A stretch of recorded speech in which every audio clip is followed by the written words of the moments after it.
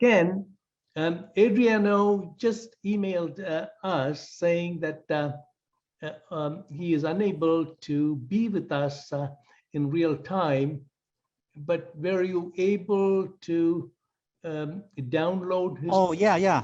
I already did. Okay. Let us see if we can bring that. Hi, Madhu.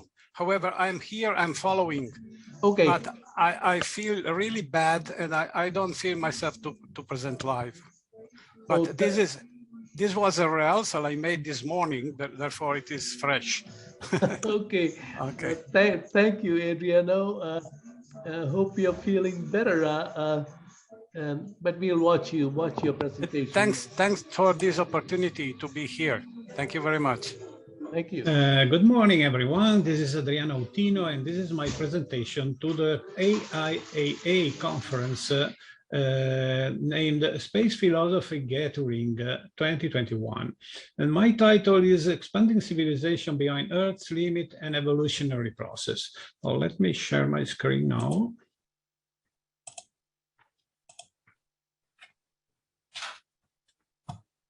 Okay. Defining a bit of space renaissance and the cosmic humanism, that is our philosophy, we can read in the Space Renaissance Manifesto that real wealth is not found in money, but in new technologies, new solutions, and the potential for work. With almost 8 billion intelligences, humanity has never been so rich. So this is our core concept, humanist concept. A first consideration can be made on the evolution of evolutionary factors. In the beginning, when the first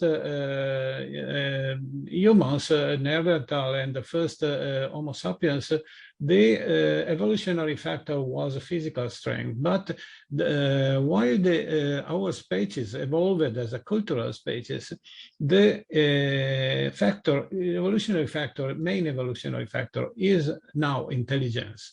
Losing 30% of humans would mean to lose many precious, intelligent, yet physically weak people.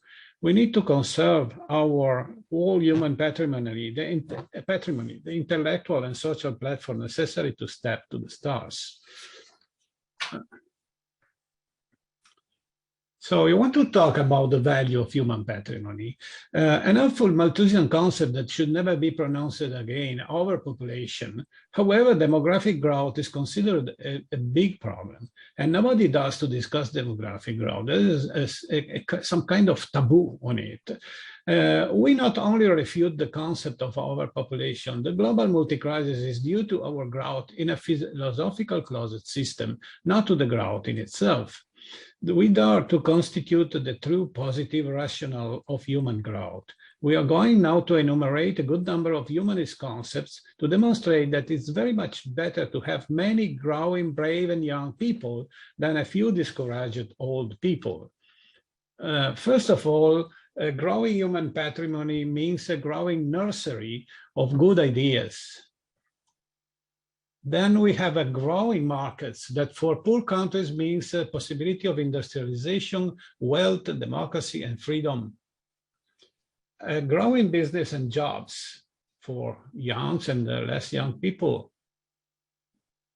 More opportunities of social growth that from the very indigent situations to medium welfare to wealth.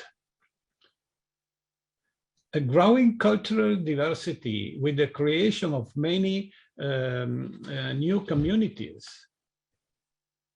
avoiding a too elderly society that is a factor of decay, a cultural decay of the society. And the joy of being many, working, collaborating, competing, socializing, loving, making children, and the natural instinct. If there are so many billions of people, maybe there will be a girl or a boy for me too. So the growth is key, and our concept is that salvation will be for everybody, or it will not be. This is our paradigm. Demographic growth brings to markets growth. to industrial development, to mass education, to growth of human dignity, to more employment and business, to more hope in the future, to ethical enhancement and progress of civilization. Progress of civilization leads to demographic growth again, and to cultural growth, and the cycle, the virtuous cycle can restart. In the center of this cycle, there is arts and science development. That means that numeric and civil growth are strictly interdependent. This is the core of cosmic humanism. Salvation will be for everybody, or it will not be. Compassion and inclusion are great maximum utility for everybody. Offering opportunities of social growth is key. Helping poor to become wealthy is a key economy booster. Social growth need space. So resources and energy. Space, resources, and energy are plenty available beyond the limits of our planet. So the industrial society brought many progress conditions: technology development, economy development, mass health systems, mass education systems, social progress, human dignity, freedom and democracy, growth, and increased nursery of ideas. And a new class of idealist entrepreneurs that bring two solutions. On the minus column, we have overexploitation, of course, pollution, waste of resources, and environmental decay, alienation caused by repetitive work, and natural forms of life, mass extinctions. The point is that the concurrence of these two tendencies, a positive one and a negative one, in a closed environment led to the multiple crises that we are experimenting nowadays. So in its third World Congress, Space Renaissance discussed a key criterion to evaluate the maturity of civilization to be added to the Kardashev criteria. That is social inclusiveness. Kardashev wrote the criteria for classifying a civilization using the energy of its own planet, type 1, using energy of the solar system, type 2, using energy of the galaxy, type 3. We decided to add social inclusiveness as a criterion. To ensure equal opportunities to all of its members. This development must be sustainable from all points of view: economic, social, environmental. It is now clear that sustainable development is possible only in outer space, using extraterrestrial resources, leaving the human community free to expand, grow, and multiply outside of our mother planet. Earthers can achieve a fully inclusive society only by expanding into outer space. And civilian space development is the achievable utopia for the third millennium. Maslow's highest goals available to everyone.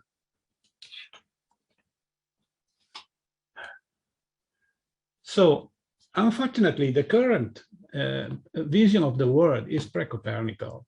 It considers our planet a different thing, closed and separated from the rest of the universe. When they say we don't have a planet B, they mean that we cannot migrate into space. We are still locked in impenetrable crystal balls, as it was in the Middle Age. The good news, Earth is in space. Is not different from the rest of the universe. We can naturally expand into the solar system and beyond with the help of our natural resources that are curiosity, intelligence, science, and technology. We are immersed in a cosmic ecology. Nature is the same in the whole universe, as Plato, Giordano Bruno, Kepler, and other philosophers wisely understood many centuries ago. So let's have a look in the cultural space renaissance. Our true richness is the people. There are a couple of contemporary philosophers who developed intrinsic classifications of the human attitudes. So this is Stephen Wolf with his beautiful book, The Obligation. He identified 9 types of human attitudes: the wanderer, the settler, the inventor, the designer, the builder, the protector, the visionary, the philosopher, and the evolver. And Howard Gardner, on his side, identified these types, different types of intelligence, human intelligence: linguistic, mathematical, logical, musical, visual, spatial, bodily, kinesthetic, interpersonal, intrapersonal, naturalistic, and existential. So if you only put these 2 lists of characteristics in a dimensional matrix, you get a lot of combination, especially if you think that each one of us doesn't have only one of these characteristics, but may have 2 or 3 combined in different percentages. But if you add the geographical axis, you get a cubic matrix with a really billion of combination that justify the idea that each human individual is an individual endowed with his own aims, projects, ideas, and so on. And any tentative to simplify the society, uniforming it to one only human type, neglecting the aims of the other ones, was always being an harbinger of authoritarianism and dictatorial bureaucracies. The fair management of scarce resources, by the way, it was always a source of dictatorship. Civil, free, and democratic development requires abundance of resources to guarantee freedom for all and each human types. Okay.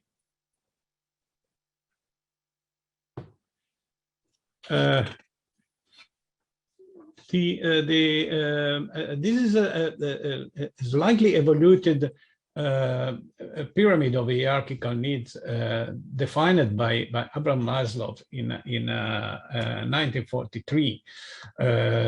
So we can see that the classist utopias like Marxist insisted on the lower, insisted on equality of the lower levels of the human needs.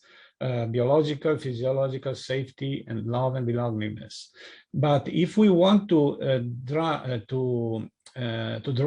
a modern utopia suitable to the space age, we have to consider all of the needs, including the highest ones. It is a transcendence need, beyond personal self, caring for others. So this should be the realm, the dominion of a modern utopia. So a humanist utopia for the space age should say from each one according to their creativity and availability, and to each one according to their desires and capacity of imagination. That means man does not live by bread alone, and the superfluous is indispensable.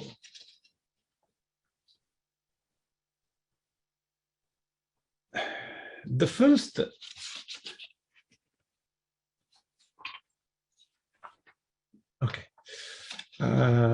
as Kraft-Ericke wrote in his Extraterrestrial Imperative, beautiful work, in 1981, we had a first great crisis that can be seen as the first step of industrialization of life, when one particular one-cell organism, the photoautotroph, evolved an enzyme that was capable of utilizing solar energy to produce chemicals that stored energy. It was the photosynthesis principle. Something terrible happened, as in every industrial process, there was pollution, oxygen, product of photosynthesis. The first Earth environment was destroyed. Living matter responded negentropically, choosing to leap boldly over the existing limits in interacting with primordial resources by means of growth thrust, utilizing higher technology. The natural history tells a struggle of life for freedom, a struggle of the life for freedom, to get free from entropy and from the ferocious laws of the jungle. Got 1 minute. In another in another paper, The Anthropology of Astronautic, Kraft-Erike distinguish some steps of the other intermediate steps of liberation. With a few exceptions, after exiting the sea, animals remained crawling. Their bodies were in close contact with the ground, resulting in extensive heat exchange. Hence, their blood temperature followed, and today still follows that of a ground temperature. The development of mammals, the most versatile and perfect land animal, was a brilliant biotechnical achievement. Divorcing the body from the ground by means of legs freed the body from slavishing following the temperature cycle of the soil, permitted the development of insulating furs, and allowed the maintenance of a fairly constant temperature. Now it was no longer necessary to lay eggs and depend on the sun for hatching. Therewith, life became mostly almost independent of climatic conditions. The conquest of the land could be completed. Also, the lower atmosphere could be occupied in time by follows-on developments of the reptiles, which showed a better growth potential for this environment than mammals. And finally, we are developing the tools to go outside and free ourselves from the gravity well of our mother planet. Hey, thank you. We are facing now the second great crisis. We don't want to destroy the second Earth while building the third one. The womb metaphor is particularly appropriate. The child who was at first parasitical in the body of the mother later on becomes the protector of the mother. We have the power to help only because we are technologically emancipated. And we have to continue to emancipate ourselves because we are children of the biosphere. We are not pets of the biosphere. Becoming progressively less parasitic and progressively more in control of ourselves, production resources independent of Earth's biospheric womb, in short, emancipation from planetogenic to cosmogenic state. There is a 9th month in this process. And if the 9th month is not adhered to, both the embryo and the mother body are destroyed. Today, this means that if 7 or 8 billion people fall back on a lifestyle of an embryonic mankind, it will destroy mankind by billions, and it will devastate the entire biosphere. This is what in the thesis of the third SRI World Congress, we call it risk of civilization implosion. Going to the end, I want to quote the 3 fundamental laws of astronautics written by Kraft-Erike. First law, no body and nothing under the natural laws of the universe impose any limitation of man except man himself. Second law, not only the Earth, but the entire solar system and as much of the universe as he can reach under the laws of nature are man's rightful field of activity. And the third one, by expanding through the universe, man fulfills his destiny as an element of life, endowed with the power of reason and the wisdom of the moral law within himself. And last, a quoting by Gordon Sumner in Art Sting, that is quite to the point. The world is in crisis, political crisis, pandemic crisis, climate crisis. Music, but we want to read philosophy, should show us a way out of our crisis. I'm not looking for ways to reiterate my problems. I'm looking for solutions, ways to get out. So, thank you very much for your attention. Ad astra. Thank you, Adriano. These are very interesting slides, and the visuals are self-explanatory. Kraft-Erike is dear to our community, and he always said that industrialization of space is not about space as much, not about working in space, but creating high quality jobs on planet Earth. And I appreciate you bringing up Kraft-Erike. Let us move on to our next speaker. But Adriano, please stay on. We have questions for you. I think our next speaker is Alice. And, let me go to Adriano. That was a fine presentation from Adriano. Is he here, Ken? Yes, I'm here. Yeah. You know, I'm sorry. I cannot show you my face because I am in the bed right now. okay. Hey, buonasera. Ciao, Buonasera. Jim. Ciao, ciao.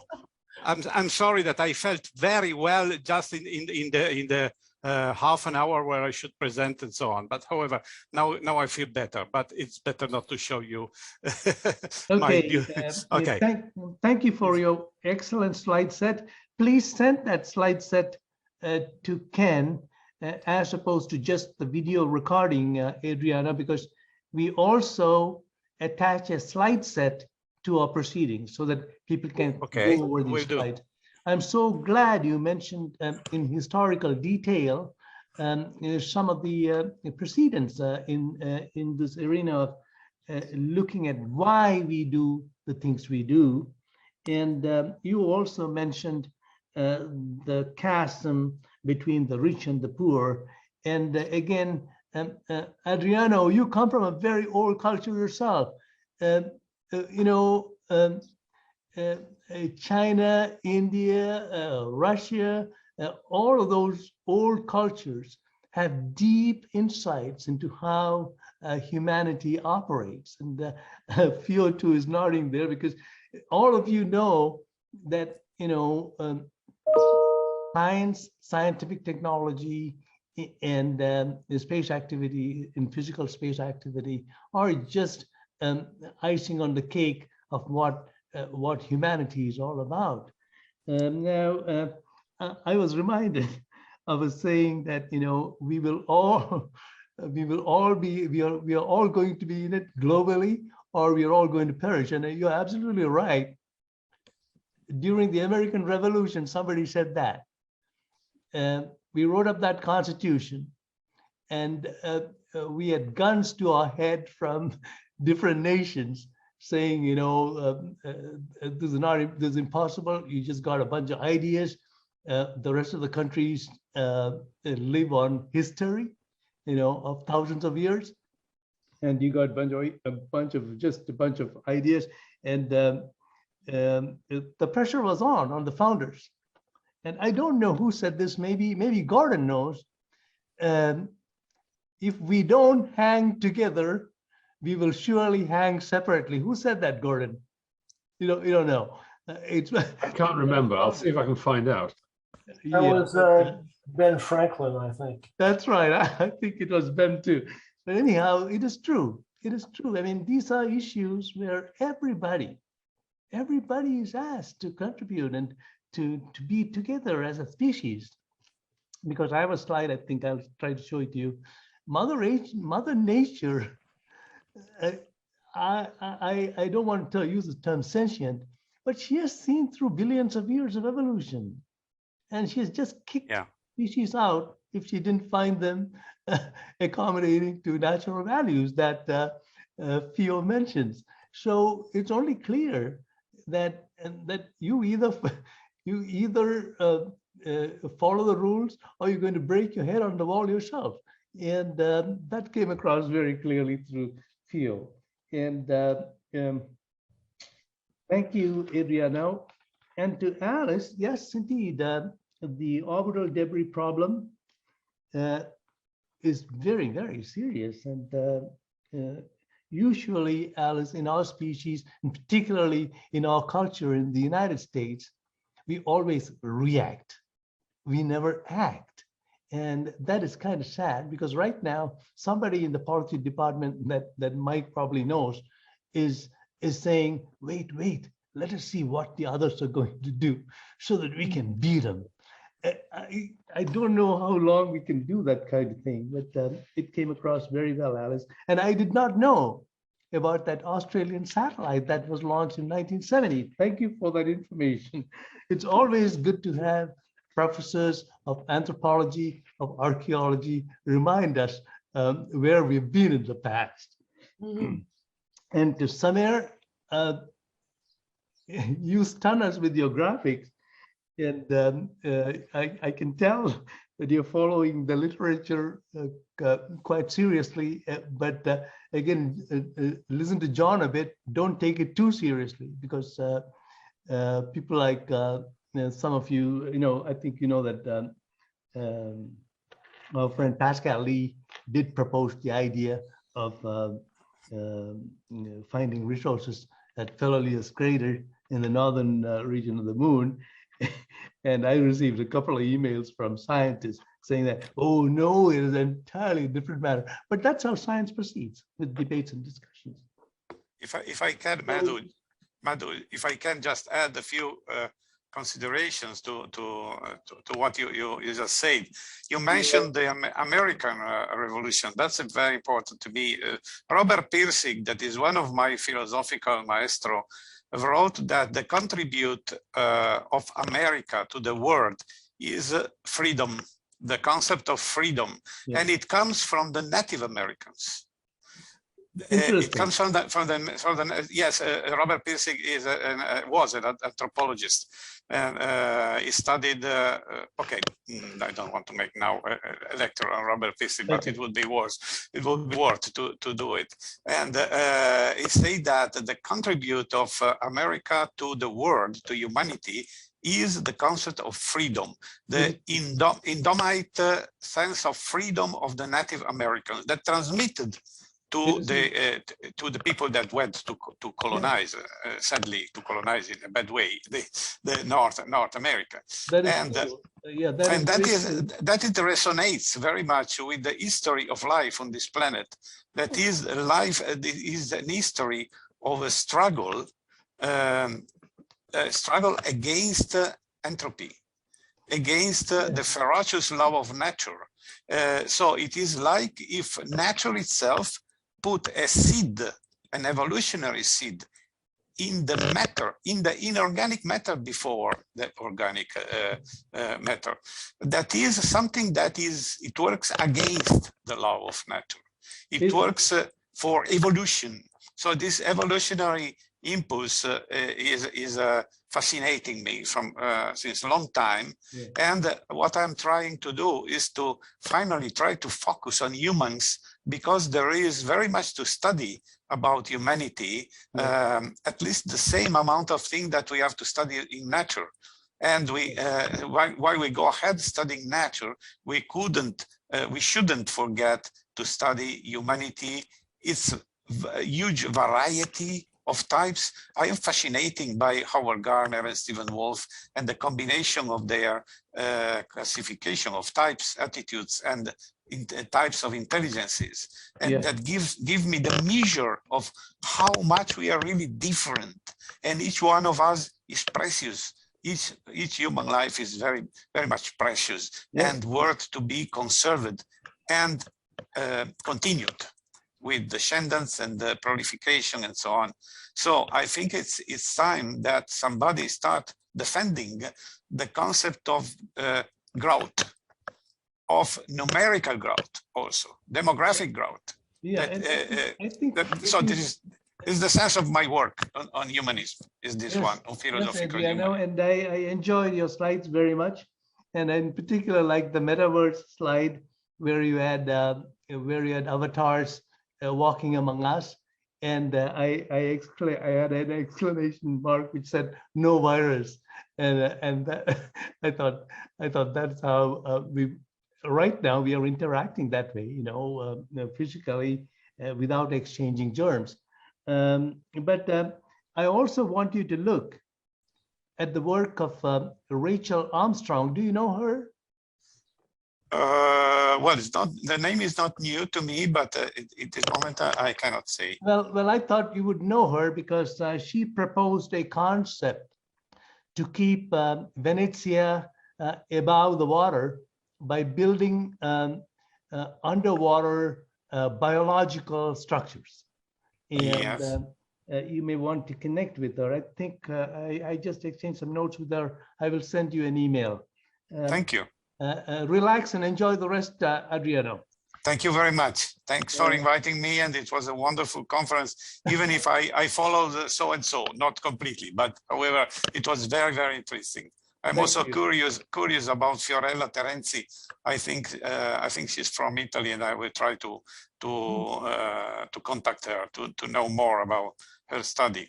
Okay, thank you. Now, Anita has left us, but she mentioned certain things that are important. One is interoperability. I think that that comes up in even the Artemis Accords and before in our wonderful Moon Village Association dialogues, and then in Jim Crisafulli's address too. That's important. And the hydrogen economy, it's here already. And I don't know if you know, but the Tokyo Olympics was run